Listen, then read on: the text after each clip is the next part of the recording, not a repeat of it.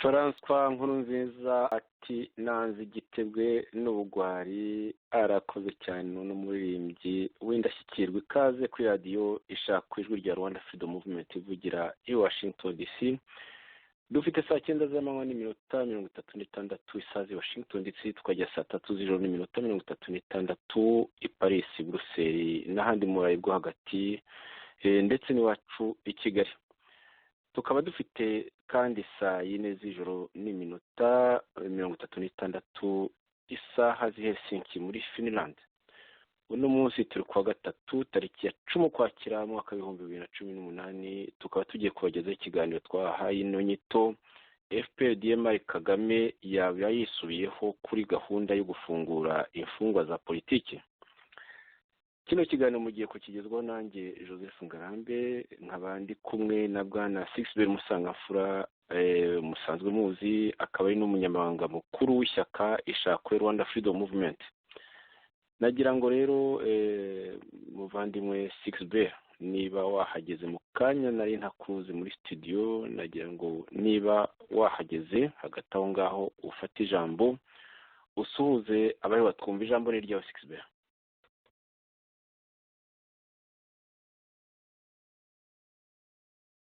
Ubanza hari ikibazo kuko sina Sixbert waba uri kunyumva?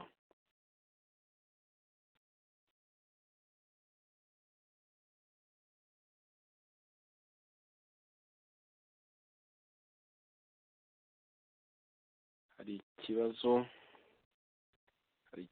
ikibazo Sixbert agombe kuba ataraza, reka nkomeze ndebe ikibazo yaba afite.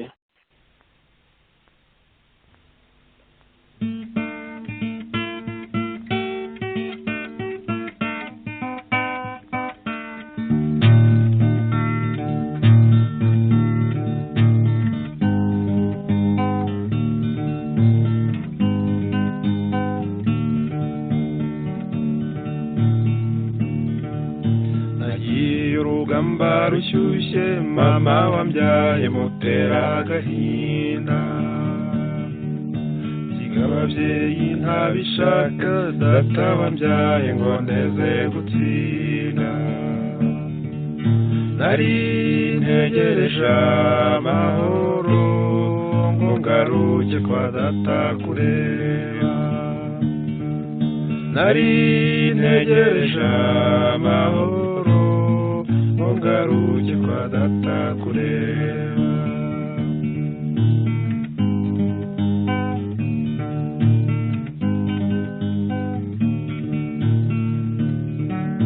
Imyaka yansize nyireba yaherekeje urungano rwanjye, igihe kimpaza amatsiko nyamara se yo ngo azangeze hehe. Sinzongera kubona iby'ejo kuko ntabwo bizagaruka, sinzongera kubona iby'ejo kuko ntabwo bizagaruka.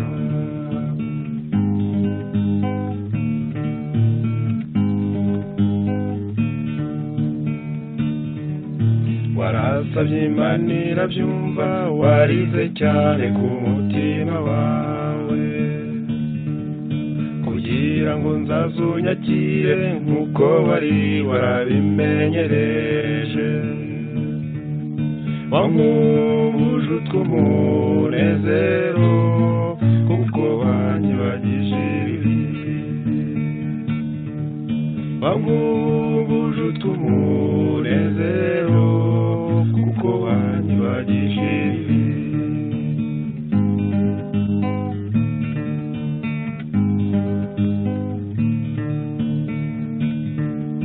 Uko biri n'urukundo nahishiwe n'umupfasoni wese, wariziritse ku mutima, cyo nawe genda bikwambika ikamba. Ibyiza byawe nzabirata, maze babiburire igiciro. Ibyiza byawe nzabirata, maze babiburire igiciro.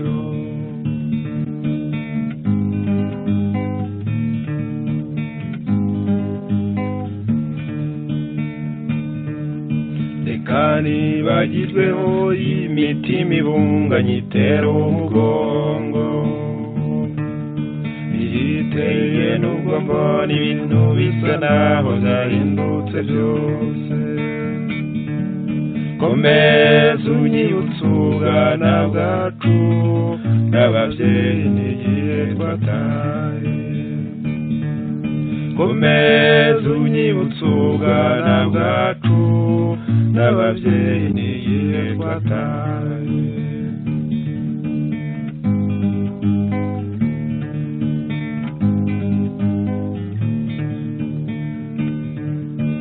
sinagutaye ntibyaba na rimwe nakwibagiwe mu byiza ushimishwa n'iki ngo tugihumeka nkiguhe biganza bitari mu bwiko ndaguhaye icyo tunga icyo ushaka biganza bitari mu bwiko ndaguhaye icyo tunga icyo ushaka. nshuti muduteze amatwi mukomeje kumva radiyo ishaka ijwi rya Rwanda Freedom Movement. mu kanya Sixbert yari ataraboneka ariko ndabona yaje muri studio. Turashaka kubagezaho ikiganiro FPRDMI Kagame yaba yisubiyeho kuri gahunda yo gufungura imfungwa za politiki. Sixbert rero ndakuruzi noneho nagira ngo ufate mikoro usuhuze abariho batwumva noneho tubone gutangira. Ijambo ni ryawe Sixbert. Muraho murakomeye Joseph Ngarambe, uranyumva neza? Ndakumva neza Sixbert, uraho? Ukomere cyane. Mboneyeho nyine gusuhuza abumva radio yacu ishakwe ijwi rya Rwanda Freedom Movement. Ndagira ngo kandi nisigure ko natinze kuza muri studio kubera impamvu za tekinike, nkaba ubungubu mpari rwose. Murakoze. Ndagushimiye cyane Sixbert. Nari ntangiye guhangayika kuko ntabwo yabyoroshye burya ibintu by'ibyuma burya bigira ayabyo nyine. Nagushatse ndaheba ndakomeza ndashakisha ariko Imana ishimwe irabonetse. Ikiganiro ubwo duherukana kera, tunaherukanye kera ubanza hari ibyuma warabyibagiwe. Hashize amezi abiri yose Sixbert ubwo duherukana. Niba nibuka neza hari tariki ya 10 Kanama mu mwaka wa 2018, hakaba hashize rwose amezi abiri. Icyo gihe twagejeje ku bakunzi ba radiyo ishakwe ikiganiro gutsimbara ku butegetsi muri Afurika byaba bica amarenga y'iherezo. Icyo kiganiro abantu benshi baragikunze. Ahangaha ni iki rero twaganiraga, twarebaga ukuntu ku itariki ya 7 Kamena 2018 perezida w'u Burundi Petero Nkurunziza yatangaje ko ataziyamamariza manda ya gatatu mu mwaka wa 2020 mu gihe abenshi bari biteze ahubwo ko akomeza nka kuriya kwa Kagame. Dore ko yabishaka nawe yashoboraga kwiyamamaza ndetse akazageza muri 2034. Ibyo nyuma yaho rwose bukeye tariki ya 8 Kanama 2018 abinyuje kuri minisitiri we Lambert Mende, perezida wa RDC Kabila nawe Joseph Kabila nawe yavuze ko manda ye irangirana n'uyu mwaka turimo wa 2018. Bityo akaba yaravuze ati ndubahiriza itegeko nshinga. Hanyuma rero ubwo ngo twaje kwibaza turavuga tutese hari impinduka koko gutsimbara ku butegetsi muri Afurika byaba bica amarenga y'iherezo. Aha tunatunga agatoki nyine perezida Kagame we wahinduye itegeko nshinga yarangiza akiyongeza bikaba bigaragara yuko yifuza kuzageza mu mwaka wa 2034. aho naho umuntu niba akina biriho nta wakwizera na gatoya, nta mpamvu zo kwizera na gatoya yuko naho azarekura ubutegetsi. Amaco yo kugundira ubutegetsi ubuzima bwa Paul Kagame bwose ndetse akazabusigira uwashaka. Nibyo twarebye icyo gihe. Ibyo tugiye kuganiraho muri aka kanya nk'uko twabisezeranye nk'uko nabivuze mu kanya, FPRDMI Kagame yaba yisubiyeho kuri gahunda yo gufungura imfungwa za politiki. Imfungwa za politiki abo ni abazize mu by'ukuri gushaka kujyana nabo mu matora kugira ngo abanyarwanda bahitemo. abahemba kubafunga nyine, yarabikoreye imbere yari yarabikoreye uwo yasimbuye ku mbaraga perezida Bizimungu, ndetse na minisitiri Ntakirutinka bari bafatanyije gushinga ishyaka ubuyanja nako yari yaranabikoreye. Nanone Dr Theoneste nawe washatse guhiganwa nawe muri 2003. Dr Theoneste Niyitegeka nawe n'ubu aracyari mu buroko. Nyuma yaho Victoire Ingabire muri 2010 naho aramufunga. Nyuma yaho ejo bundi muri 2017 afunga Diane Rwigara. Ejo bundi rero akaba abo mvuze bwa nyuma Victoire Ingabire ndetse n'umuhanzi Kizito nawe wari ufungiwe mu by'ukuri ibintu bya politike barekuye. Yabanza kuri Victoire Ingabire hari ku itariki n'icyemezo cyafashwe mu nama idasanzwe y'abaminisitiri ku itariki ya 14 z'ukwezi gushize.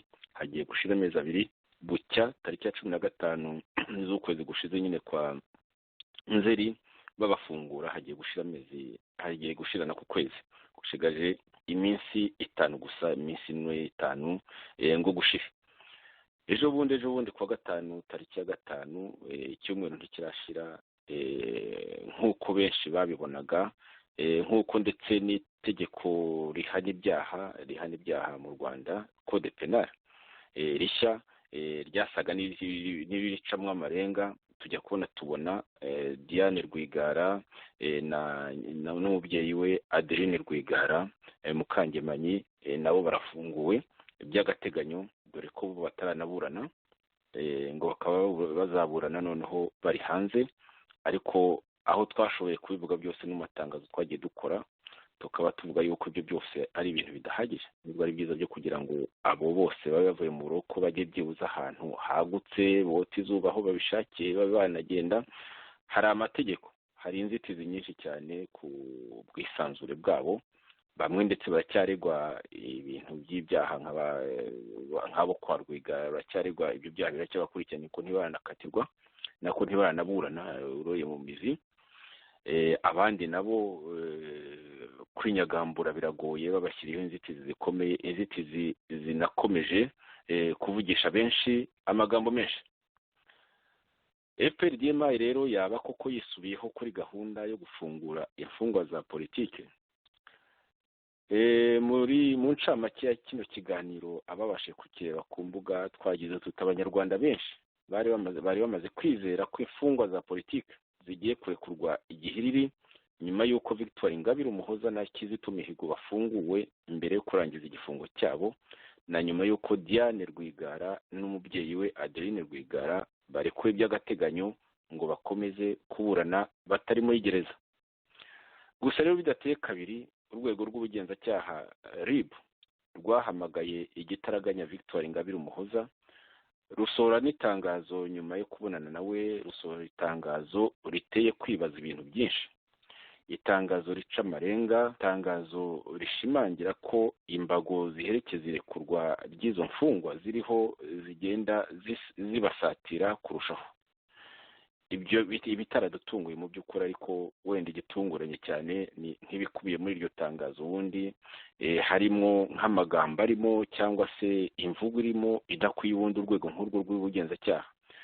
Nagira ngo rero Sixbert ufate ijambo, kuko niyo mutumirwa, niwe uje kuganira mu by'ukuri, ndagufasha birumvikana, niwe uje kuganirira abanyarwanda kuri icyo kibazo, kuri ibyo byishimo bagize abo bose bafungurwa. Bamwe bakagira n'ibyishimo ndetse bakibagirwa ko harimo n'ibibazo, abandi bakavuga bati haracyari ibibazo, ariko noneho ibibazo bidatinze bikaba bimaze kwigaragaza. Hari nkwibutse ko harimo abantu bishimiye nyine mu bishimira iryo fungurwa, harimo n'abavuze bati twabigizemo uruhare. Aha nakwibutsa irya tangazo rya De Juncker, nyine umuyobozi mu muryango w'i Burayi, avuga ati twabigizemo uruhare rwose, ati twishimiye ibintu byabaye, ati twanabigizemo uruhare, uroye niko yabivuze, ndetse bikanarakaza Kigali kavuga ati ntidukeneye gushimwa, urabyibuka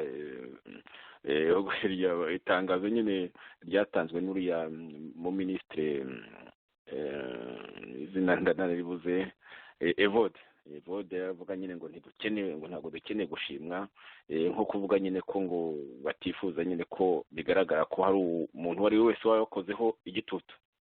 Hari n'abandi bavuze bati za smart way zacu zirakora, smart way zidashinga, ibyo ntiturubitindeho. Ijambo ni iryawe 6B. Ndagushimiye Ngarambe kuri iki kiganiro. Nizeye ko ijwi ryanjye ryumvikana neza kandi rirumvikana neza cyane. Urakoze. Nagira ngo nyine nongere ngushimire kuri iki kiganiro. Ikiganiro kivuga ku bintu bikomeye cyane, kuko mu Rwanda hari abantu benshi bafungiye ibya politiki cyangwa se bafungiye ibyaha bifitanye isano na politiki. Abo bantu hari abamazemo imyaka myinshi cyane, hari abakatiwe no gufungwa burundu, hakaba n'abandi bari bakatiwe ibihano bifite iherezo, hakaba hari n'abandi bari batarakatirwa. Muri iyi minsi rero, kuko uhereye kiriya gihe Madame Victoire Ingabire Umuhoza yafungurirwaga, kiriya gihe yahabwaga imbabazi za Perezida wa Repubulika, agafungurwa ku itariki 15 Nzeri. Icyo gihe abantu baravuze bati byaba bica amarenga ko imfungwa za politiki zigiye gufungurwa, kuko abantu babivuzeho mbere y'igihe ko na ba Diane bazafungurwa. Ndabyibuka ko hari n'abantu babikozeho n'ibiganiro rwose ku maradiyo icyumweru kimwe mbere y'uko bafungurwa, bavuga bati twumvise ko bazafungurwa mu cyumweru gitaha. Ni ukuvuga ko mu by'ukuri amakuru bari bafite yari impamo, akaba yari amakuru yari afite aho aturuka kandi kuko hizewe wa mugani. Kuko icyo cyumweru cyarashize barafungurwa, ku buryo ku itariki 5 Ukwakira aribwo nyine Diane Rwigara na mama we Adeline bafungurwaga nyine bagataha, nyine itegeko bagafungurwa, umucamanza avuze yuko bazaburana, bazakurikiranwa bari hanze. Iryo fungurwa rero ryaje muri ubwo buryo, ryatumye abantu bakomeza kuvuga bati koko igihe kigomba kuba cyageze, FPR Inkotanyi, FPR DMI igiye gufungura imfungwa za politiki, ku buryo ndetse hari icyizere cy'uko umwuka mwiza ushobora kugera no kuri ba Dr Theoneste Niyitegeka cyangwa se kuri Deogratias Mushayidi, ndetse no kuri bariya ba Twagirimana Boniface Vice Perezida wa FDI Inkingi, cyangwa se na Secretary General wa FDI Inkingi Bwana Sylvain Sibomana, n'abandi bafungiye ibya politiki. Ndetse abantu baranavugaga bati twizere ko uyu muyaga mwiza ushobora no kuzagenda ukagera no ku basirikare bakuru nabo bafunzwe mu buryo mu by'ukuri abantu babona ko bafunzwe mu buryo bufitanye isano n'ibya politiki, aribo nka General Rusagara, Colonel Rugigana cyangwa se Colonel Byabagamba n'abandi umuntu atarondora aha ngaha. Ni ukuvuga rero ko abantu bagiye icyizere cy'uko FPR-DMI yaba igeze igihe cyo kumva ko ari ngombwa kureka abantu bakisanzura, nyine ntibafungire abantu ibya politiki, bakabareka bakaba mu gihugu cyangwa se bakaba banigendera, nk'uko Perezida Kagame bivuze ubwo yarahizaga cyangwa se ubwo yarahizaga inteko ishinga amategeko nshya. Icyo gihe yavuze ku kibazo cya Ingabire ndetse asa n'umuha gasopo, avuga ati bariya abasitari ba politiki twafunguye ejo bundi, nyine avuga ati abirata ngo nta mbabazi basabye n'ibindi, bibaye ngombwa basubiramo cyangwa se bakajya mu mahanga gukora ubusa. Ibyo rero byumvikanaga yuko hasaga naho hari ikintu cy'uko FPR-DMI igiye kuna muri cuba. Ibimenyetso bihari muri iyi minsi, ibiriho bikorwa muri iyi minsi, kuva kuri iyo disikuru ya Perezida Kagame avuga ati twebwe nta n'udushyiraho igitutu, dukora ibyo dushaka kugira ngo mbese abantu ngo niba hari n'akantu kazima kanaka bafite ngo nako babe bakubakiraho. Kuva yavuga iriya disikuru birasa naho amazi yahindukiye, kuko Ingabire yongeye gutumwaho n'urwego rushinzwe amaperereza, urwego rushinzwe kugenza ibyaha RIB, ku buryo yahaswe ibibazo n'ubwo itangazo ryasohotse risa naho rica amarenga kuri ibyo bibazo, ariko ikigaragara ni uko mu ncamake y'iryo tangazo ikigaragaramo ni uko yabujijwe uburenganzira bwo kuba yagira icyo avuga. Imbago zo gufunga zirekurwa rye, imbago z'imbabazi za perezida wa repubulika zari imbago zimwegereye cyane ku buryo nta rw'inyagamburiro yari afite. Nabwo umuntu yarabibonaga ko bizamurushya kugira ngo akomeze gukora politiki muri izo mbago zimusatiriye cyane, kandi koko byaranumvikanaga kubera ko no mu minsi mike cyane nyuma y'uko afungurwa amaze kugira ibiganiro atanga ku maradiyo anyuranye, harimo amaradiyo ya bagenzi bacu, amaradiyo avuga ikinyarwanda ndetse n'amaradiyo avuga igifaransa, aho ngaho nagiye mwumva. Nyuma yaho aho amariye gutanga ibyo biganiro, Kagame yabonye ko ari ngombwa kongera kujya kwihaniza. Byanyibukije muri 2010 ubwo Kagame nabwo yavugaga ati uriya munyapolitiki uri asakuza, igihe cyageze kugira ngo ashyirwe aho agomba kuba, nyine abikwe muri gereza. Koko akimara kuvuga ibyo ngibyo yatangiye guhamagarwa mu nzego, mu rwego rushinzwe kugenza ibyaha, icyo gihe rwitwaga CID, yatangiye guhamagarwamo ndetse biza kugera ubwo amanuwe muri centrale. Bikaba rero nanone byibutsa neza iyo shusho y'icyo gihe ubwo perezida Kagame yateraga indirimbo, noneho ubucamanza bugahita buba ariyo bwikiriza.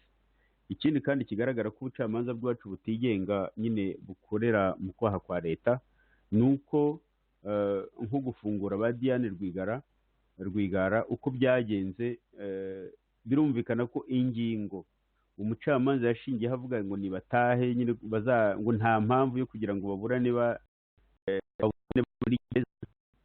Izo ngingo nizo bari bahereyeho bwa mbere babafunga, bavuga yuko ngo bazaburana bafunze ngo kugira ngo batica amaperereza, cyangwa se ngo kugira ngo badacika, cyangwa se kugira ngo badakomeza gukora ibyaha. Ariko noneho umucamanza ati ntabwo izo ngingo arizo twashingiraho ngo bafungwe, kandi itegeko rikaba ryari rimaze iminsi mike cyane rivuguruwe muri ubwo buryo, ryerekana yuko umuntu ashobora gukurikiranwa ku byaha aregwa ibyo ari byo byose ari hanze. Bikaba byumvikana ko leta igenda ishyiraho ayo mategeko kugira ngo ayo mategeko yitabaze mu mibare iba yakoze mu bintu bimwe na bimwe ifitemo inyungu. Bikaba byumvikana ko uwo mucamanza waciye urwo rubanza yaruciye atyo kubera ko yari yahawe ubwo burenganzira, bati ubarekure, dore n'itegeko ribikwemerera ngiri, nawe akora akazi nk'uko yari yagategetswe. Birumvikana ko nk'uko byari bimeze muri 2010 ubwo Kagame yavuga ati uriya mugore, icyo gihe yavuga ngo uriya mugore ko ngo bagiye kumushyira aho agomba kuba. Icyo gihe kuko mbese abashinzwe kugenza ibyaha n'abashinjacyaha bahise bahaguruka, noneho Madame Victoire Ingabire arafungwa, ku buryo n'ubu nabwo Kagame yarongeye atera iyo ndirimbo, none batangiye kuyikiriza. Bityo rero bikaba bitanga impungenge, bikaba bigaragaza bitsindagira za mpungenge z'uko FPR-DMI ishobora kuba yisubiyeho kuri biriya by'imbabazi, nako biriya byo gufungura imfungwa za politiki. Twari twagize ngo ndumva hari n'abantu benshi cyane bagiye bikoraho ibiganiro, ndetse abantu bagenda bagira n'uburyo babisobanura, na bamwe muri ba nyir'ubwite, ndavuga bamwe mu bafunguwe nabo basobanuraga yuko FPR-DMI muri iki gihe ikeneye kugira isura nziza hanze, ko ishishikajwe no kugira ngo yubake isura nziza hanze, bityo mu kubaka iyo sura nziza ikaba nyine yari ifite n'icyo gitutu cyo kurekura imfungwa za politiki zirimo nyine abo twavuze barekuwe mu kwa 9 no mu kwezi kwa 10. Ikigaragara rero ni uko kuriya Ingabire Victoire yongeye guhamagarwa muri kiriya kigo gishinzwe kugenza ibyaha cyangwa gishinzwe gukurikirana ibyaha, ni ukugira ngo ya gasopo ya Perezida Kagame noneho ijye mu nzira y'amategeko, zambago bazimwegereze kurushaho, bamwumvishe yuko nyine nta kintu agomba kongera kuvuga niba ashaka gukomeza mbese gufungishwa ijisho, kuko mu by'ukuri yafunguwe muri gereza ifunze ajya muri gereza yo hanze ku buryo afungishijwe ijisho. Ibyo yategetswe kwaba kwitaba ubushinjacyaha, kwiyereka ubutegetsi bumwegereye, gushyikiriza nyine abo ngabo mbese ngo bakagumana ibyangombwa bye, cyangwa se kuba yasaba n'impusa aramutse ashatse kugira ahantu ajya mu mahanga. Biriya byose bigaragaza ko afungishije ijisho. Naryo rero nuko gufungishwa ijisho nabyo ubwabyo barasa naho bashaka kubisubiramo kugira ngo bamwegereze zambago cyane, afungishwe ijisho ari uko yemeye ko nta kintu azongera kuvuga na kimwe. Abakurikirana yarahamagawe, agira ibyo avuganaho n'abamuhamagaye. Mu by'ukuri nkatwe ababikurikirira hirya twabonye itangazo ryakozwe n'umuvugizi cyangwa itangazo ryakozwe n'icyo kigo gishinzwe gukurikirana ibyaha. Iryo tangazo rikaba ari itangazo nyine ry'uruhande rumwe, naryo ndavuga uruhande rumwe kubera ko bari bahamagaye Madame Victoire Ingabire. Ntabwo twamenye ubwe icyo atekereza kuri ibyo bintu, kuko kugeza kuri uyu munota turiho dukora kino kiganiro ntabwo ndabona itangazo cyangwa se na interview cyangwa se n'ikindi icyo ari cyo cyose cyaba kigaragaza icyo atekereza ku byabaye, ku byamubayeho ejo ubwo yari yagiye muri icyo kigo. Numvise cyakora umwe mu visi perezida ba FD Inkingi, numvise umwe muri bo mu kiganiro yatanze kuri radiyo, kuri imwe mu maradiyo y'irindi shyaka, radiyo nyine avuga mu Kinyarwanda, numvise asobanura yuko ngo nyine babeshya, ariko akanavuga nanone ko ubwe batavuganye.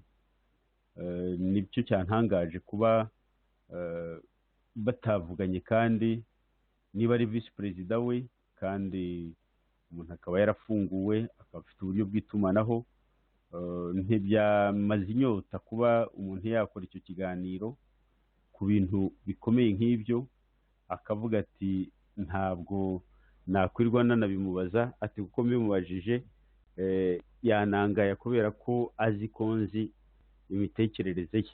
Ikindi nanone nyine akaba anavuga yuko anemeza nyine ko twavuganye ngo amenye by'ukuri byagenze. Nabyo rero bikaba bigaragaza, bikaba bizana izindi mpungenge z'uko n'uwo wagombaga kuba ari muri aba bantu b'imbere bo mu mbere nawe ubwo avuga ati ntabwo twavuganye.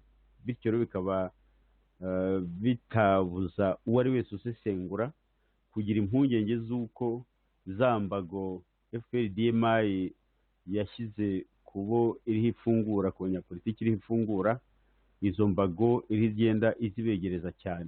Ni nka rwa ruhu mbese ruba rugenda rwuma rukagenda rukanyaga icyo rubambyeho. Ndumva ari nk'uko nguko bimeze, bikaba bigaragaza ko uriya muyaga mwiza twakekaga, uriya mwuka mwiza twakekaga ko uzagera ku mfungwa za politiki zose cyangwa se nibura nyinshi muri zo, kikaba ari ikimenyetso kigaragaza ko uwo muyaga ushobora kuba wahwekereye wahagaze. Ikindi abantu batekerezaga yuko nyine leta y'u Rwanda ikeneye kwitwara neza kugira ngo ibyo bayinengaga mu gihe hataniraga uriya mwanya wo kuyobora uriya muryango w'ibihugu bivuga igifaransa, kugira ngo mbese leta y'u Rwanda igaragaze ko yateye intambwe mu rwego rwa demokarasi, mu burenganzira bw'ikiremwamuntu, mbese muri ziriya ndangagaciro uriya muryango w'ibihugu bivuga igifaransa wavugaga ko ushingiyeho. Nabwo abantu nyine baravuga bati leta y'u Rwanda ubwo minisitiri w'ububanyi n'amahanga ariho yiyamamariza kuyobora uwo muryango, bakavuga bati leta y'u Rwanda izakora ibishoboka byose kugira ngo isura yayo hanze irusheho ukubengerana. Bakavuga ko mu gufungura politiki ni nabyo nkeka ko Kagame nyine yahakanye, avuga yuko nyine bo nta gitutu kibariho, avuga ati hano atavuga ko igitutu gishobora ko dushobora gushyirwaho igitutu, ntabwo batuzi, ati ntabwo batuzi. Nanone nyine kuba bongeye gukanyaga nyine ziriya mbago ako kanya birerekana ko imibare yabo ahanini aho itari ishingiye ari aho ngaho, uretse ko niyo byaba binahashingiye nabyo ntibyabibuza, kubera yuko mu by'ukuri inkuru yarasakaye iba kimomo ko zimwe mu mfungwa z'ibyamamare, imfungwa za politiki z'ibyamamare ziri mu Rwanda z'igitsina gore cyane cyane, ubwo ndavuga madamu Victoire Ingabire Umuhoza, nkanavuga na Diane Rwigara. Kuba nyine leta y'u Rwanda yaratangaje ikanagaragaza ko abo bantu bafunguwe bari hanze, ubwabyo icyo ni ikimenyetso cyagiye kizenguruka hirya no hino, ku buryo n'iyo babafata bakabasubizamo, kuba ako kantu karakozwe, niba hari inyungu bashobora kugakuramo, iyo nyungu nayo bayikuyemo, kandi iyo nyungu koko n'ibijyanye n'ayo matora yo muri uriya muryango w'ibihugu bivuga igifaransa, baba iyo nyungu bayigezeho. Ariko ikindi abantu baravuga bati muri uriya muryango w'ibihugu bivuga icyongereza biteganya gukorera inama mu Rwanda, birumvikana ko u Rwanda rukeneye gutanga isura nziza, ntiruzakire iyo nama y'ibihugu bihuriye ku rurimi rw'icyongereza, nyine u Rwanda ntiruzakire izo ntumwa z'ibyo bihugu rufite imfungwa za politiki. Icyo nacyo abantu barakivuga, ntabwo igihe cy'iyo cyagera ku buryo wa mugani ababihanga amaso twakomeza tukabireba, ariko ikigaragara ni uko biriya byo gufungura imfungwa za politiki bishobora kuba biriho bigenda bikendera. Indi mpamvu nashingiraho ni ibyatangajwe n'umuvugizi w'amagereza, avuga ko Boniface Twagirimana, umwe mu ba visi perezida ba FDU Inkingi, wari ufungiye muri gereza ya Nyanza ya Mpanga, bavuga ngo yatorotse. Iryo toroka naryo warisesengura uburyo ryabayemo, uburyo ryakozwemo, ugasanga bidafatika, ugasanga ari ibintu koko umuntu ataha icyizere atakwemera, cyane cyane ko amakuru yasobanutse nuko iyo gereza Boniface yarayimazemo nk'iminsi 3-4 ayizanywemo. Ntabwo umuntu yava muri gereza imwe ngo ajyanwe mu yindi atazi, atigeze abamo, ngo ahagere ahita agira gahunda ihamye ifatika yo gutoroka, ndetse iyo gahunda anayishyire mu bikorwa, anatoroke, anaburirwa irengero. Ibyo ngibyo rwose abantu benshi ntabwo babishize amakenga, nanjye ni mu bantu batabishize amakenga, ko bifite icyo bihishe gikomeye cyane. Ukibaza ukuntu umuntu yagira na gahunda yo kuvuga ngo agiye gucika gereza, mu gihe hari uwo mwuka w'uko abafungiye bya politiki bariho bafungurwa cyangwa bashobora gufungurwa, no mu gihe ataranaburana. ugasanga biriya rwose ari ibintu bidafatika, ahubwo ari ibintu bigaragaza ko FPR-DMI igomba kuba yisubiyeho kuri gahunda kugira ngo ifungure imfungwa za politiki. Ndumva ari icyo ngicyo naba mvuze aho ngaho, hanyuma Bwana Yozefu ugasubirana ijambo. urakoze cyane Sixbert. mbere na mbere nagira ngo nibutse ko natwe ubwacu mu ishyaka ryacu ishakwe twakoze amatangazo, wasohoye amatangazo mu izina rya ishakwe, aho mu by'ukuri twishimiye ko abo bantu bavuye mu gihome byibuze nubwo bafungiye iwabo bashobora nyine kwinyagambura mu rugo n'abatarenga umujyi ntibawurengerwe, ariko biruta gufungirwa hariya za Mageragere.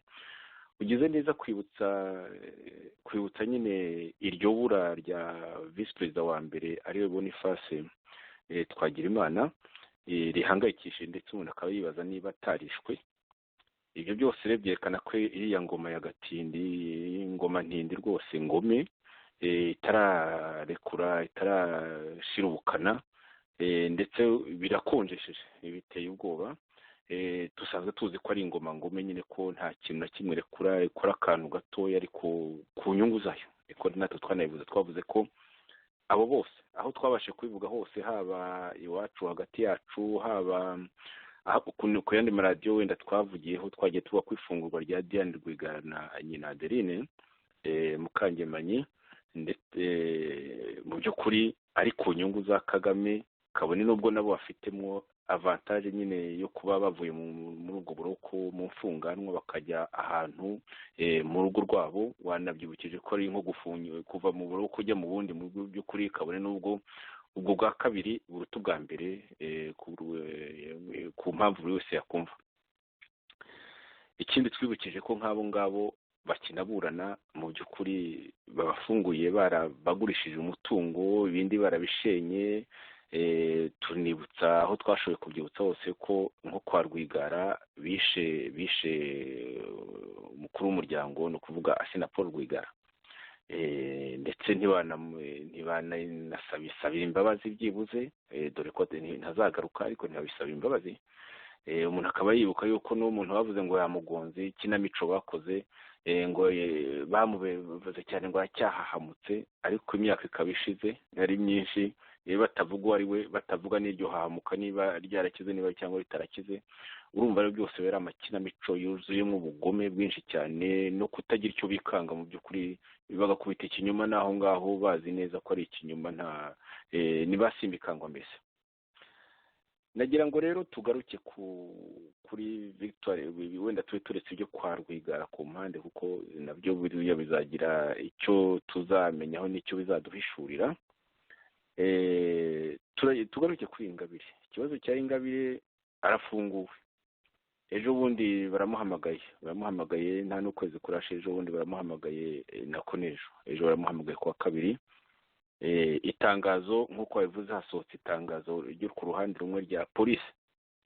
Ubundi twumva kuri radiyo itahuka ejo mu kajoro, twumva Justine Bahunga, visi perezida wa kabiri, avuga ati biriya bintu baramubeshyira, mu magambo make, ariko umuntu yavuga ati biriya bintu kiriya gipolisi, biriya rwego rw'ubugenzacyaha ya RIB iramubeshyira.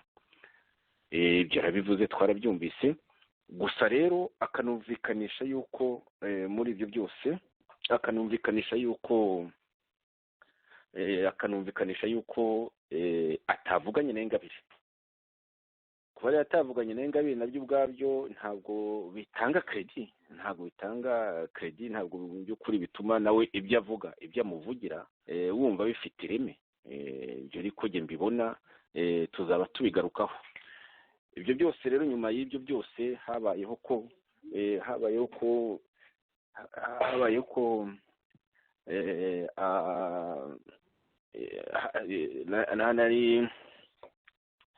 nyuma yo kuvuga ibyo byose nyine biteye impungenge kubera ko ntawamenya situwasiyo mu by'ukuri Ingabire arimo. kuko ntavugana n'uwo mujyanama we wa mbere ari we visi perezida wa kabiri, kuko uwa mbere nk'uko wabivuze yaburiwe irengero, nako barakeka ko yanishwe. Ibyo rero byo kuza akavuga ati bose nje kumuvugira, nabyo harimo ikibazo cyane cyane ko ahubwo asa n'ubujijwe kumuvugira, uhereye nyine kuri iyo mikorere ndetse n'izo romarika yahawe na RIB, icyo gipolisi. Ibyo byose biteye impungenge. Akantu rero nagira ngo nkwibutse, wenda bavuze benshi kuri icyo kibazo batagezeho, ni uko mu makuru mfite muri 2015 icyo gihe nawe ubanza wari ukiri muri FDU, habayeho impaka mu ishyaka rya FDU wari ukirimo, ntekereza wari ukiririmo banza, impaka zo kugira ngo Victoire Ingabire kubera ko afunzwe, kubera ko ashobora gukoreshwa ibintu, akavugishwa ibintu wenda atavuze, cyangwa bakakoreshwa ibintu bimuremereye cyane nyine nk'umuntu bafite mu nzara zabo. Higeze kubaho impaka zo kuvuga ngo wenda abe yaba umuperezida w'icyubahiro, ariko haba undi muperezida mu by'ukuri ubazwa ishyaka, kuko umuntu ufunzwe ufite ibibazo byo gufungwa, kumugerekaho n'umutwaro w'ishyaka no kuvuga iby'ishyaka atanaririmo mu by'ukuri, kuko abafunze nyine ko byari ikibazo. Bamwe baravuze ngo kwaba ari ukumuhuhura, kwaba ari ukutuma nyine ngo byerekana yuko bamukuyeho amaboko. Nagira ngo icyo kibazo usanga gisa nk'aho kigarutse, nagira ngo ugire icyo wakivugaho. Ese koko icyo gihe izo mpaka mwarazigize Sixbert?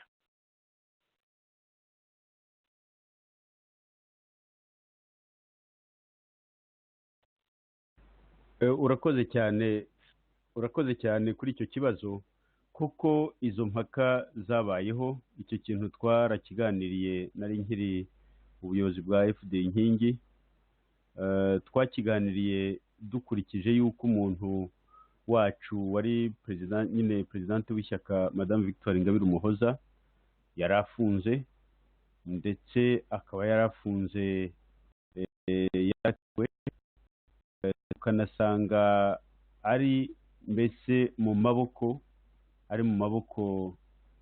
ya leta nyine yamufunze, kandi iyo leta bigaragara yuko ishobora kubikoresha aho yashakira kugira ngo ibe yabikoresha mu buryo bwashobora kubangamira yaba ari mugenzi wacu wari ufunze, cyangwa se no mu buryo bwabangamira ishyaka. Icyo gitekerezo cyaravuzwe, cyagiyeho impaka cy'uko yaba umuyobozi w'ikirenga w'ishyaka, ariko noneho imirimo yose ijyanye n'ishyaka ikagira uburyo ikorwa mu bwisanzure. Hari umuyobozi usanzwe ushobora gukurikirana imirimo y'ishyaka ya buri munsi, akaba ashobora gufata ibyemezo byose bya ngombwa birebana n'ishyaka, nk'uko mbese za sitati twagenderagaho zabivugaga nyine. Umuntu akaba yakora hakaba habaho umuntu waba ushinzwe imirimo y'ubuyobozi bw'ishyaka, naho undi akaba umuyobozi w'ikirenga. Icyo kintu cyaganiriweho, kuko hagaragaramo ko hari ibice muri twebwe, kandi ibyo bice n'ubundi twari tubisanganywe, ariko byariyongereye. Noneho bamwe bakavuga yuko ngo byaba ari ukumugambanira, byaba ari ukumutanga kandi ari ku rugamba. Bamwe babyumvise batyo, ariko ntibyantangaza ko icyo kibazo n'ubu ngubu rero cyaba cyaragarutse, bakaba abari muri FD Inkingi mu buyobozi bakaba bariho bakibaza, cyane cyane ko ubuyobozi bw'ishyaka mu Rwanda, ubwo ndavuga yena mbere y'uko Victoire Ingabire Umuhoza afungurwa, nako akurwa muri gereza ifunze akajya gufungishwa ijisho, mbere y'uko nyine adohorerwa gutyo gahoro, abayobozi b'ishyaka mu Rwanda bari bafunze. Ni ukuvuga perezidante w'ishyaka na visi perezida wa mbere nyine uriya Twagirimana Boniface twavugaga, ndetse n'umunyamabanga mukuru Sylvain Sibomana, n'abandi bayobozi banyuranye bari mu buyobozi nyine bwa FD Inkingi mu Rwanda. Noneho hakaba hari ikibazo cy'uko ishami ryo hanze nyine rihagarariwe cyangwa se rikuriwe n'uwitwa ubu ngubu visi perezida wa kabiri, bikaba bigaragara ko iryo shami ryo hanze ari ryo ryonyine rifite ubushobozi bwo kuba ryakora. Birumvikana ko icyo kibazo ubu ngubu kirahari. Hari ibintu ishyaka risabwa gukora cyangwa se rizasabwa gukora kubera nk'imishyikirano cyangwa se kubera n'amasezerano ishyaka ryagiranye n'andi mashyaka cyangwa n'indi miryango ya politiki, kandi yenda ibyo ngibyo bikaba perezidante w'ishyaka adafite ubwinyagamburiro buhagije ku buryo yaba ku isonga ry'ishyaka riri mu mishyikirano iyi n'iyi, mu gihe leta y'u Rwanda ivuga yuko nta burenganzira afite bwo kugira ngo yongere kuba yagira icyo avuga cyangwa se kugira ngo abe yanakora na politiki. Ndumva icyo ngicyo banagisobanuye rwose mu itangazo rya RIB. Bikaba bivuga rero ko mu by'ukuri nka perezidante w'ishyaka kuvuga ko adafite uburenganzira bwo kwita umunyapolitiki cyangwa no gukora politiki, birumvikana ko mu gihe azaba ayobora ishyaka kugira ngo afate ibyemezo, ibyo byemezo mbese abe yanabishimangira, abe yanabisobanura mu magambo no mu buryo bw'amashusho, birumvikana ko FPRDMI ntabwo izabimwemerera. Ni nacyo yatangiye kugaragaza. Ikibazo kizongera kuzabaho cy'uko ibyemezo ishyaka hanze rizajya rifata cyangwa se ibyemezo ishyaka rishobora gushaka gufata hanze bishobora kubangamira za mbago z'igifungo cya perezidante w'ishyaka. Ndumva ari icyo kibazo. Urugero yatanga ni nk'uko Victor Ingabire yavuze ko ashyigikiye Louise Mushikiwabo muri ya kandidatire muri Francophonie, ibinyuranije n'iby'ishyaka rye ryagiye ritangaza, ndetse n'abo bari kumwe muri P5 nayo ndi bugire icyo mvugaho kano kanya, aho n'urugero rwose nagira ngo ntange komeza Sixbert. Urakoze kuri urwo rugero. Kuba hari ibyemezo bizajya biza bivuguruzanya cyangwa se binyuranye, byo ndumva nta n'ahantu bazabihungira, kubera ko ishyaka uko ryubatse, uko rikora n'uko riyobowe, nta kuntu icyo kibazo kitazabaho. Umuyobozi mukuru w'ishyaka ari mu nzara z'uwo bita umwanzi, ku buryo nyine umufite mu nzara ze azajya ajya afungura gake gake cyangwa se yongera afunga aho ashakiye, ku buryo atazamuha ubwinyagamburiro bwa ngombwa, kereka ishyaka niramuka ryibyayemo imbaraga zikomeye cyane ryatuma ubwinyagamburiro ribwishakira, noneho bityo ari umuyobozi mukuru waryo cyangwa se n'abandi bayoboke baryo bagashobora mu by'ukuri kuhaguruka bakagamburuza iriya leta y'FPRDMI. Icyo rero kugira ngo kizagerweho ndabona kiri kure cyane nkurikije nyine nk'umuntu w'umunyapolitiki, nk'umuntu wasesenguye bihagije cyangwa ukurikirana bihagije ibyo mu Rwanda, mbona kugira ngo tuzagamburure leta y'FPR Inkotanyi, iyo nzira izanyura mu zindi nzira zitari nako ndavuga nti kugira ngo bigere aho ngaho bizanyura mu zindi nzira zitari za none aha ngaha, zitari izo umuntu yabona mu mikorere turiho tugenda tubona hirya no hino. Ni ukuvuga yuko icyo ni ikintu gishobora kuzatwara igihe kugira ngo kizashoboke, kandi kikagira n'uburyo gikorwamo butandukanye n'uburyo buriho bukorwamo politiki yo kutavuga rumwe na leta ya Kagame muri iki gihe. Ngasanga rero byanze bikunze hari umuyobozi mukuru w'ishyaka uri mu maboko y'umwanzi, mu by'ukuri hakaba hari n'imbago zimukikije kandi zinamwegereye, zinamusatiriye cyane, ugasanga nta rw'inyagamburiro ahabwa na FPRDMI, nta n'urw'inyagamburiro FPRDMI izamuha muri iyi minsi, nkurikije uko ibintu biriho bigaragarira buri wese muri iki gihe. Natanga ingero, hari ijambo Perezida Paul Kagame yavuze arahiza abadepite, nyine kwa kundi ko anagaragaza yuko rwose binabaye ngombwa ko yakongera akamusubiza muri gereza. Icyo kintu yarakivuze. Noneho n'abariya bashinzwe gukurikirana ibyaha bahita bamuhamagara bajya kumuhata ibibazo cyangwa se bagira uburyo bajya kuganiramo nk'uko babivuga ko baganira. Ariko uko biri kose urwego rushinzwe ubushinjacyaha n'ubugenzacyaha cyangwa ubushinjacyaha ntabwo ruhamagara umuntu ukurikiranyweho ibyaha kugira ngo biganire. Bamuhamagara ari uko bafite ibyaha bamwereka ashobora gukurikiranwaho cyangwa se agiye gukurikiranwaho, cyangwa se ahabwa icyitonderwa. Niba ntabwo nasomye amategeko mashya yasohotse muri iyi minsi rihana ibyaha, ntabwo nashoboye kurisoma ryose ngo ndebe niba harimo hateganywamo n'icyo kintu cyo guhamagara umuntu kugira ngo bamwihanize. Cyaba kiriho cyaba kitariho, ikigaragara ni uko yarahamagawe, kandi muri uko guhamagarwa agira ibyo aganira nabo ku buryo bo babikozeho n'itangazo.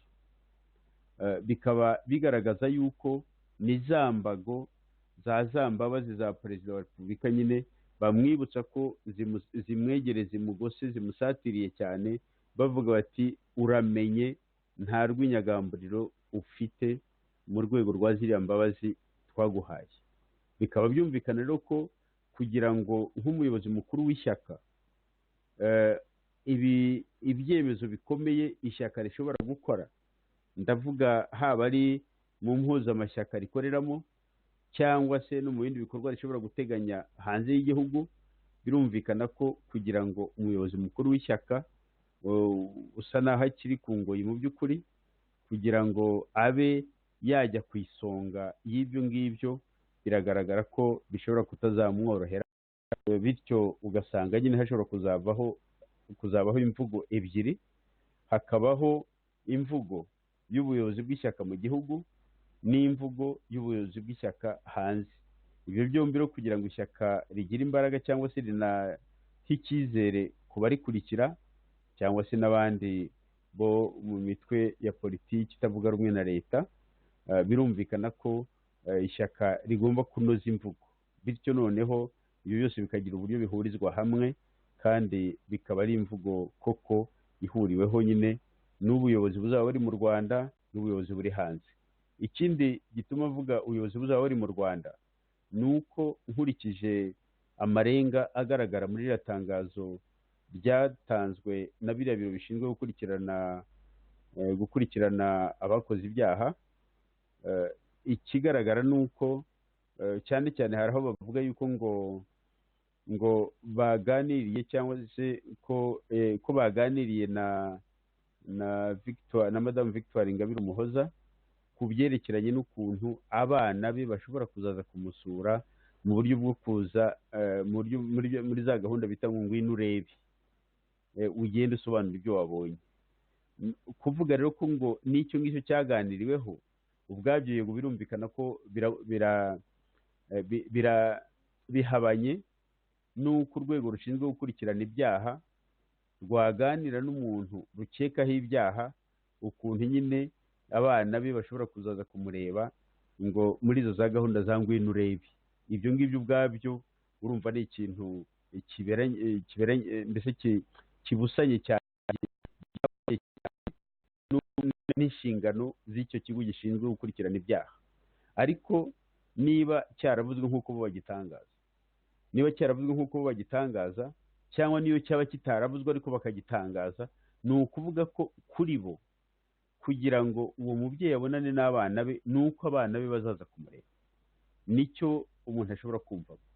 Ni ukuvuga ko kuri bo badateganya ko batamureka ngo agende ajye kubonana n'umuryango we, ajye kubonana n'abarwanashyaka b'ishyaka rye, ajye kubonana na bagenzi be banayobora indi miryango ya politiki ikorera mu buhungiro.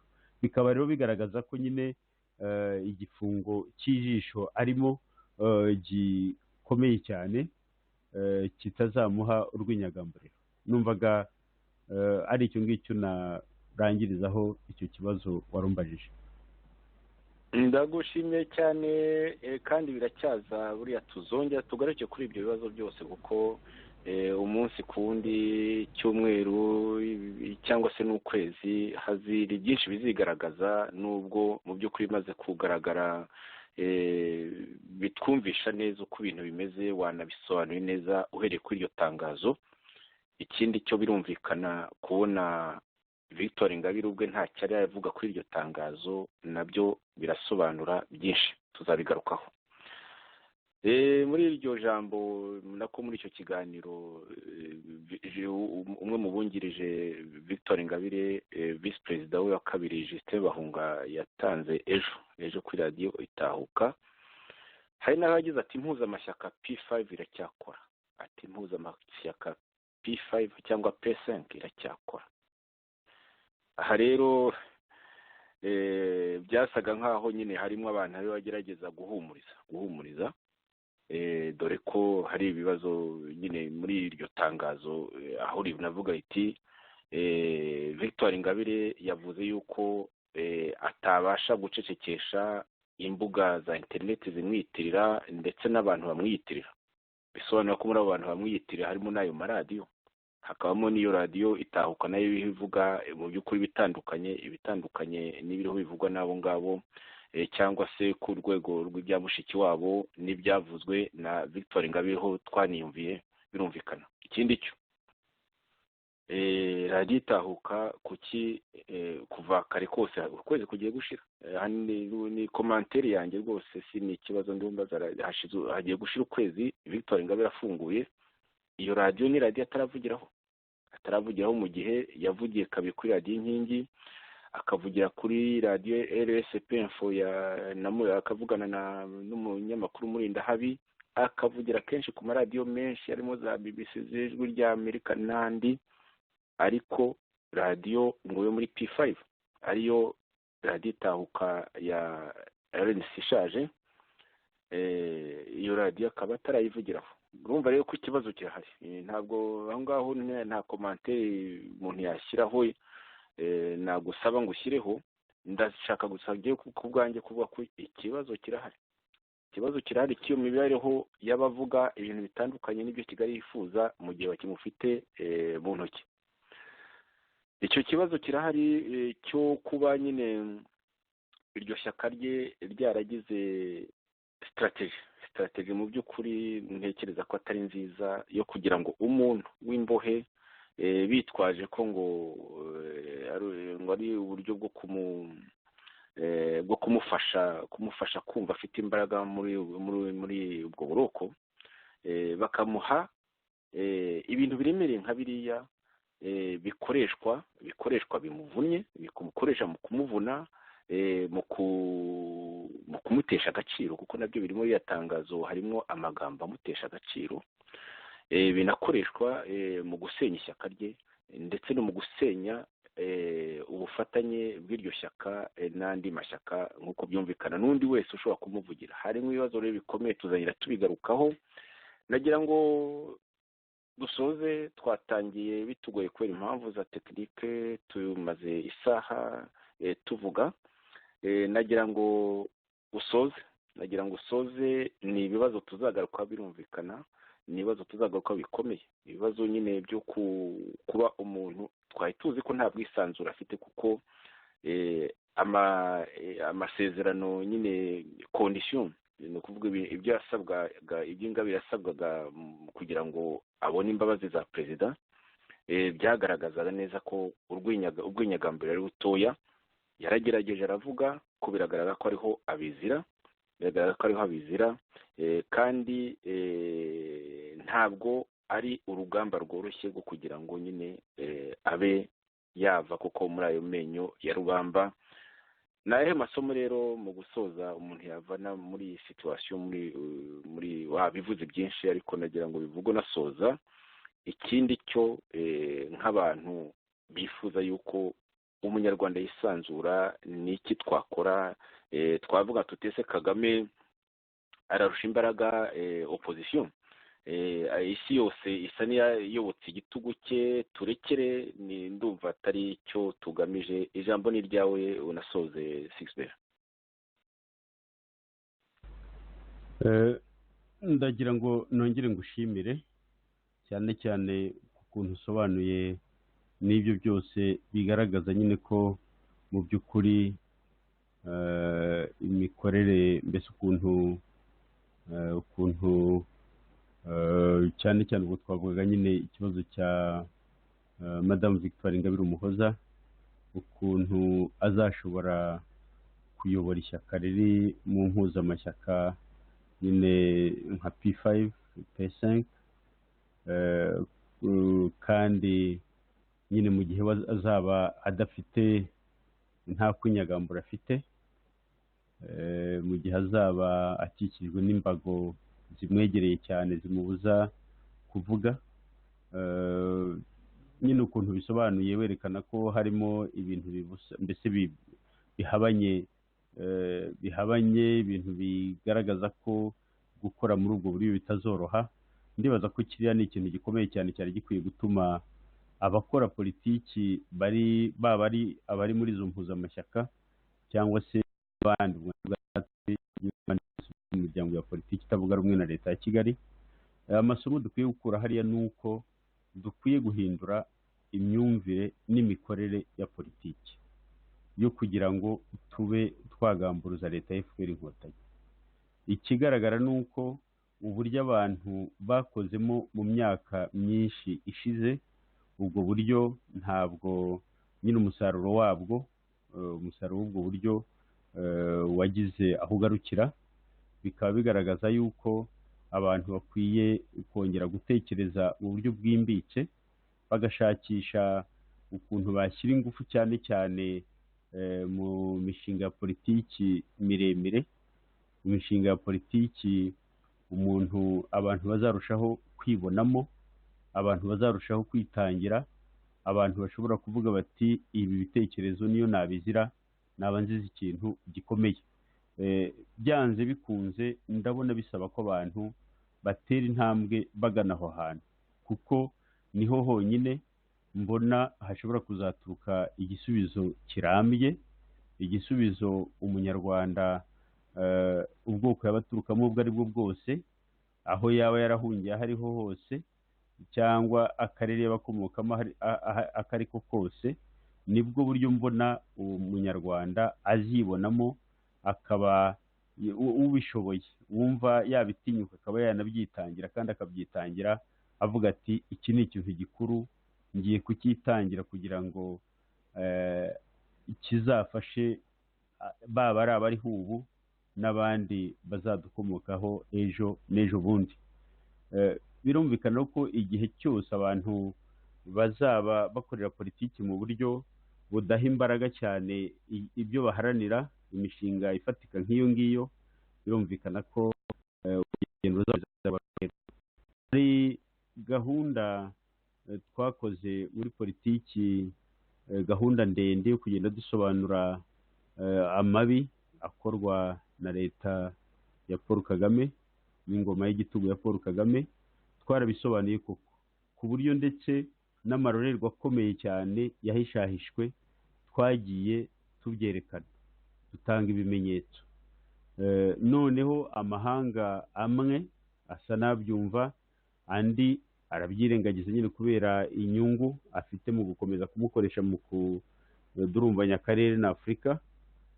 Ariko ikigaragara ni uko iyo turebye n'ibingibi byo kugira ngo Minisitiri w'Ububanyi n'Amahanga w'u Rwanda abe agiye kuyobora uriya muryango w'ibihugu bihuriye ku rurimi rw'igifaransa, n'ukuntu leta ya Paul Kagame yatoteje ikintu cyose gifitanye isano n'Ubufaransa, byaba ari ururimi, ari abantu bize mu gifaransa, ari abantu mbese ari amashuri yigaga mu gifaransa n'ibindi byose, ibyo byose bagatoteza abantu ku buryo abantu bize mu buryo bw'igifaransa bahindutse nk'abantu b'abanyacyaha, mbese basa n'abantu badafite ijambo mu gihugu cyabo.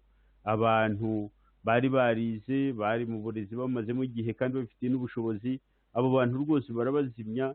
Bamwe abantu bose bambwira ko bamwe babaye abahinzi borozi, rwose babura akazi baragenda, n'abandi bagasabwa kujya kwihugura mu Cyongereza niba bashaka gukomeza gukora mu burezi mu Rwanda. Ibyo bintu rero kuba leta y'u Rwanda yarabikoze, ndetse ngira ngo uranibuka n'igihe hari mu cyunamo ntabwo nibuka umwaka uwo ari wo, ubwo intumwa ya guverinoma y'ubufaransa, ndumva ari umuminisitiri w'ubufaransa, ubwo bamukomeraga kuri stade muri iyo mihango yo kwibuka igeze hagati, avugirizwa induru nk'igisimba. muribuka raporo umucyo zashinjaga leta y'ubufaransa ibyaha bya jenoside, ndetse na bamwe mu bayobozi b'ingabo b'igihugu cy'ubufaransa, n'ibindi byinshi cyane, ariko bikagera ubwo leta ya Paul Kagame ifata nyine itsindira uwo mwanya wo kugira ngo izayobore umuryango w'ibihugu bivuga igifaransa, kandi na perezida w'igihugu cy'ubufaransa ari ku isonga mu bashyigikiye umukandida wa leta y'u Rwanda. Biriya ni ikintu gikomeye kigaragaza yuko nyine muri urwo rwego leta ya Paul Kagame yakora ibyaha yagira ite, ntacyo bibwiye abo bampatse ibihugu, ntacyo bibwiye, kuko nibo ibihugu bimwe na bimwe n'ibyo byamushyizeho, ni nabyo bimutunze, ibindi nabyo bireba inyungu zabyo aho ziri, bikurikije umubano bifitanye n'ibyo bihugu bindi byabampatse ibihugu. Ku buryo rero ibyo twagiye dusobanura tugira gute byarumviswe, abantu barabibonye hirya no hino, amaraporo yarakozwe, byaratangajwe mu bitangazamakuru bikomeye cyane, ku mateleviziyo akomeye cyane, byaravuzwe, ariko ntibihagije kugira ngo umunyagitugu Paul Kagame ahabwe akato. Ntabwo bihagije. Ni ukuvuga rero ko byanze bikunze, twabishaka tutabishaka, tugomba guhindura imikorere ya politiki kugira ngo tuzashobore gutsinda urugamba rwo guhindura amateka, mbese gukuraho buriya butegetsi bwa Paul Kagame. Ni ngombwa ko duhindura uburyo dukoramo politiki, tugashyira ingufu mu mushinga ushobora kuzatuma igitekano tukaba ariho dushyira imbaraga, bityo tugahamagarira abanyarwanda kwitabira umushinga usobanutse, ushingiye ku kuri, umushinga uwo ari wese ashobora kubonamo amahoro. Ndumva mu byo navuga ngana ku mwanzuro icyo ngicyo nagishimangira. Ikindi cya kabiri ni uko navuga ni uko nanone duba hari indi radiyo nigeze gukoraho ikiganiro, nabwo ngira icyo mbivugaho, sobanura ku kibazo cya Victoire Ingabire Umuhoza, mvuga ko amaze imyaka 8 muri gereza, yafunzwe mu buryo bubabaje cyane, aratotezwa, agirirwa nabi mu buryo bushobotse, arashinyagurirwa, ndetse n'umuryango we wose uratotezwa. Ndavuga n'umuryango we uri hanze, bahemberwa ibyaha ku buryo nabo bafite imanza nazo zikomeye cyane. Ndebye n'ukuntu uburyo yafunzwemo, ukuntu yatotejwe n'ukuntu agitotezwa, mbona ni umuntu mbese uvuye ahantu hakomeye cyane, akeneye nawe kwegeranya ibitekerezo bye, cyane cyane nk'umuntu umaze imyaka nyine 8 yose afunze. Nawe ubwo yasobanuye ko hari igihe yafungiwe ahantu atagiraga umuntu n'umwe ashobora no kuvugana nawe mu gihe cy'imyaka ingahe. Ibyo rero ni ibintu bikomeye cyane, bigira uruhare rukomeye cyane ku muntu, ku buryo ibyo abantu bamusaba cyangwa bamuhata kuba yakora ubu ngubu ngo kugira ngo bakomeze batere intambwe, ibyo abantu bamuhata cyangwa usanga bashyiramo imbaraga, cyangwa se bashaka kumushyira, nabyita kumushora mu bintu binyuranye bishobora kumutera ingorane, mbona rwose biriya ari ukudashyira mu gaciro. Abantu bakwiye kureba urugendo yagenze, ubutwari yagaragaje, bakareba ibitangiye yagaragaje, kuva ko bagomba atari bo bagomba kumushyiraho igitutu ngo nabo usange bamubujije amahwemo. Kuko iyo ngerageje kwishyira mu mwanya we, cyangwa se nk'iyo ngerageje kubisesengura, nkareba umuntu ari ku gitutu cya FPR-DMI, ari ku gitutu cy'abantu bo mu ishyaka rye, ari no ku gitutu cy'abarwanashyaka, nyine abarwanashyaka benshi bamuhanze amaso, ari no ku gitutu nyine cy'izo mpuzamashyaka abo bantu nyine ishyaka rye ririmo, kuko abo bose bafite inyungu zinyuranye bamutegerejeho, kandi nawe ubwe akaba ari umuntu nk'umuntu, hejuru y'uko ari umunyapolitike ni n'umuntu nk'umuntu nyine ku giti cye, ufite umuryango, ufite abana, ufite urugo. Ibyo nabyo rero mbona abantu basa naho babyirengagiza, ugasanga bashaka kumusaba ibintu biremereye cyane batanamuhaye akanya ko kugira ngo abanze nawe ubwe yisuganye abone uko yatera n'intambwe izo ari zo zose ashobora gutera. Ngasanga mu by'ukuri icyo gitutu ashyirwaho n'abo bantu bose, ibiramambu n'abagombaga kumwunganira nabo ubwabo ugasanga bamushyiraho icyo gitutu. Mbona biriya ari ingorane rwose bishobora kuzamutera izindi ngorane zikomeye, noneho ugasanga ahubwo bwa butwari bwe barashaka ko babupfusha ubusa, kandi koko yari umuntu wagombaga kugira uruhare rukomeye cyane mu mahindura yo mu gihugu cyacu, ari umuntu ugomba n'ubundi kuzagira uruhare rukomeye, ariko ibyo bitutu bituruka hirya no hino. Ndumva ari icyo ngicyo nabivugaho. Nkaba nshimira abakurikiye kino kiganiro, nguhereyeho nawe wagiteguye, nkaba nzabyishimira nidukora ikindi kiganiro yenda kirushijeho gusobanura bimwe na bimwe mu byo twavuzeho, cyangwa se n'ibindi tutaganiriyeho aha ngaha, tukaba twazabikomeza mu kindi kiganiro. Sinzongere kubura ngo mare nk'ukwezi kose ntongeye kugaruka kuri radiyo. Murakoze. Nibyo, urakoze cyane rwose, urakoze cyane Sixbert. Nanjye sinzagukundira kongera kubura kano kageni. Hari abantu benshi bakumbazaga, wagize uti tugomba guhindura imikorere ya politike nko muri opposition, nk'abantu muri opposition. Uti Victoire Ingabire Umuhoza akeneye kuruhuka, agasabwa bikeya nyine nk'iby'umuntu umaze iriya myaka 8 mu buroko, ndetse ukiri no kungoyi mu by'ukuri nabyo tubivuge. Utabo bose baba mu ishyaka rye, baba mu mashyaka nyine afatanyije n'ishyaka rye, bakazirikana ubutwari yagize, bakareka kumugondoza, kumushyiraho igitutu, kandi ariko kindi gitutu cy'abamuboshye bakinakomeje kumukora ibikorwa mu by'ukuri bifuza kumutesha agaciro, bifuza gukuba na zeru ubutwari bwe. Ikiganiro tukirangirije hano, cyari ikiganiro twahaye inyito FPRDMI Kagame yaba yisubiyeho kuri gahunda yo gufungura imfungwa za politike. Tuzakomeza mu gihe gitaha rwose tuganira ari Sixbert, tukomezanya nawe ndetse n'abandi batumirwa. Mwari kumwe nanjye Joseph Ngarambe hamwe na Sixbert Musangamfura. Nongeye gushimira cyane rwose, nongeye gushimira no gusaba kutazongera gutinda kuko bahoraga bamunyishyuza.